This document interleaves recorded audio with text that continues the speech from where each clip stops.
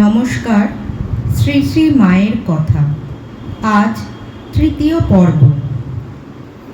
জনৈক সন্তান মায়ের অবর্তমানে কার কাছে আশ্রয় পাবে এই বিষয়ে আশঙ্কা প্রকাশ করায় মা বললেন, কেন, এই রাখাল টাখাল এইসব ছেলেরা রয়েছে, এরা কি কম?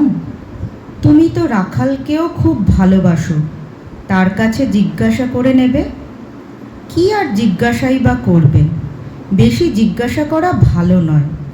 একটা জিনিস হজম করতে পারে না, আবার 10টা জিনিস মনের মধ্যে পুরে এটা না ওটা, কেবল এই চিন্তা। যে জিনিস পেয়েছো তাতেই ডুবে যাও।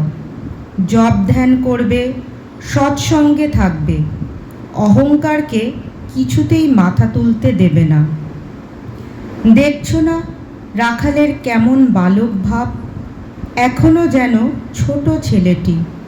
শরৎকে দেখো না, কত কাজ করে, কত হাঙ্গামা পোহায়, মুখ বুজে থাকে। ও সাধু মানুষ, ওর এত সব কেন? ওরা ইচ্ছা করলে দিন রাত ভগবানে মন লাগিয়ে বসে থাকতে পারে, কেবল তোমাদের মঙ্গলের জন্যে এদের নেমে থাকা, এদের চরিত্র চোখের সামনে ধরে রাখবে, এদের সেবা করবে, আর সর্বদা মনে ভাববে আমি কার সন্তান, কার আশ্রিত। যখনই মনে কোনো কুভাব আসবে, মনকে বলবে তার ছেলে হয়ে আমি কি এ কাজ করতে পারি? দেখবে মনে বল পাবে, শান্তি পাবে। নমস্কার।